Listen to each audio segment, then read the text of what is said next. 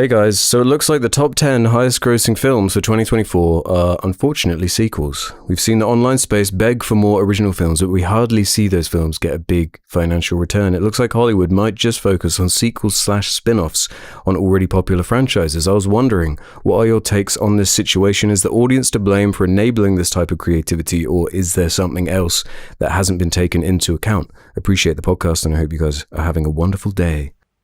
The audience is entirely to blame, yes. Yeah, explain. I'm looking at the top 10 right now. I saw Dune Part 2 in theaters. Yeah. I did not see any of the other ones in theaters. I'm going to get the list up. Inside Out 2, Deadpool and Wolverine, Despicable Me 4, Dune Part 2, Godzilla x Kong The New Empire, Kung Fu Panda 4, Venom The Last Dance, Beetlejuice, Bad Boys Ride or Die, Kingdom of the Planet of the Apes. Kung Fu Panda's on there? And then it keeps going. Twisters, Alien Romulus. I've seen about half of those. And then you have to get to like number 13 before, what is It Ends With Us? What the fuck is that? Oh yeah. Sony Pictures. That's based on a book. The Wild Robot's based on a book. Quiet Place Day 1 is a sequel. Garfield movie's a pre-existing IP. Gladiator 2. Joker 2. Jesus, If is on there. Fucking Ghostbusters. hell. If is based off of a book, right? No. Is that the first? I think so, yeah. Actually, I'll have to look this up. I don't know, it might be Krasinski's original idea. It's not Harold in the Purple Crayon, which I confuse it with often. Yeah, the purple thing. Yeah. It's easy to get them mixed up. Wow, yeah, that's bleak. Yeah, wow. I think, yeah, okay. So you have to get to number 20 to find the first, like, actually original IP, and it was considered a box office bomb because the budget was so high. the Fall Guy. 21 is The Fall Guy. Wow, yeah. That was based off of something, right? Oh, was it? What was the original one then? Let's find out. Loosely based on the 1980s TV series. So loosely based, I guess. Wow. Okay. But previously existing IP. Yeah, the audience is to fucking blame. And, as much as we all agree that within our audience especially, we would be watching things like Mars Express or Memoir of a Snail if they had had a proper release. There's not enough of us to really institute that much of a change.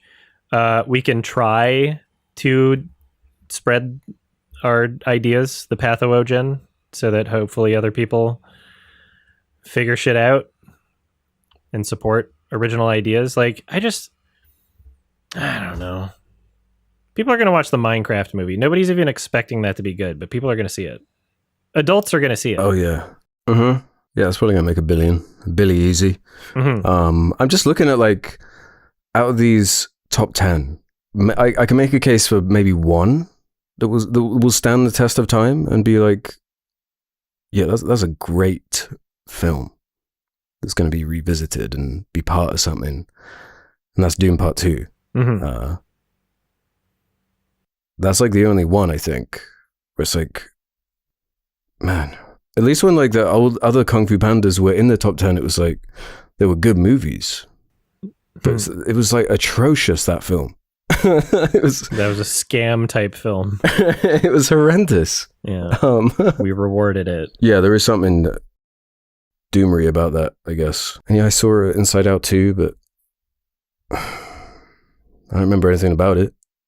I remember the anxiety character. That was kind of fun. Seems like one of those. Yeah. So it's... Oh. How far do we have to go down to see like an indie movie that I like? Terrifier 3 is in the top 40. Challengers, 37. Long Legs? I didn't like that one. I didn't really either, but it worked as far as like making a bunch of money. True. Furiosa. I suppose that's a sequel. Civil War. It's there. That's kind of... Red One. Right underneath Joker. I forgot that even came out this year. Nice. Red One might overtake Joker. It genuinely might. Is it purely the audience? Or is it like being trained like, where does it lie? It's like a chicken or egg thing. I mean, yeah, it's purely the audience in the same sense that like the results of an election are purely the voters. Sure, there's propaganda. Deadpool Wolverine propaganda. Yeah, I mean, that's what it is. we can try to explain why someone voted the way that they did. We can try to explain why someone voted with their wallet the way that they did, based on what information they're being exposed to. But if people are going to, view movies as more than just like a way to kill time and pretend to want something more out of a theater experience, if there's enough people complaining about sequels, which there's a huge amount, right? That's a pretty popular sentiment. Like, oh, all the sequels, all the remakes. You gotta not say that and then go watch Deadpool and Wolverine and the Minecraft movie. You can't do both, right? But it's like it's all anyone cares about. Yeah, is Deadpool and Wolverine and sequels and franchise IP. And does it simply stem from like an economic incentive where it's like movies are getting more and more expensive to make? It's just a safer bet on the money if you are making a Twisters sequel or a Deadpool Wolverine or Inside Out thing? Yeah. I don't know. What's funny is like it almost seemed like we were getting to the point of this fatigue, especially with like everybody getting sick of like Star Wars and shit. It almost seemed like that would play a part into like a sequel remake sort of fatigue. A lot of Disney flops that were remakes as well. Yeah. But the lesson learned was not let's fund original new ideas. The lesson learned was let's tweak our sequels and remakes into a way that people will get more hyped for them. And you put in more references and you go, dude, Deadpool. Yeah, you just got to combine the right characters. You got to. Yeah. I can't believe Godzilla X Kong is in there. Actually, I can believe it. People liked Alien Romulus. Alien Romulus is like maybe the most egregious example out of all of these in terms of like not making a new movie and just doing member berries. And people liked it. So I actually think Kung Fu Panda 4 is worse for that. And it made more money. Kung Fu Panda 4 was barely a movie. Yeah, that shit's embarrassing. The Ghost. I didn't even see that Ghostbusters. I forgot that even came out. There is a real disconnect, I feel, between like what an average person wants to go to the cinema to see and like what someone who loves the art medium of film and like. But then having Dune in there does like. It can be done, I guess. That I feel like is it's a real film. It doesn't feel like a product. Like Despicable Me 4 or whatever. Doesn't feel like shit out. Yeah, it's an artist with a vision. Yeah, but people really loved it. But it didn't get funded because it was an artist with a vision. Although... It kind of did, didn't Villeneuve could. Yeah, Villeneuve could do it, yeah. Villeneuve has enough pull at this point. He could be a new Nolan. So I hope he goes back to like not Dune eventually. I think he's got one more in the tank, which I'm fine with. Is trilogy if it's to that same quality. It's going to be curious what they call it. They're definitely going to Dune 3. Dune 3. Dune 3. I can't remember what the next novel's called, but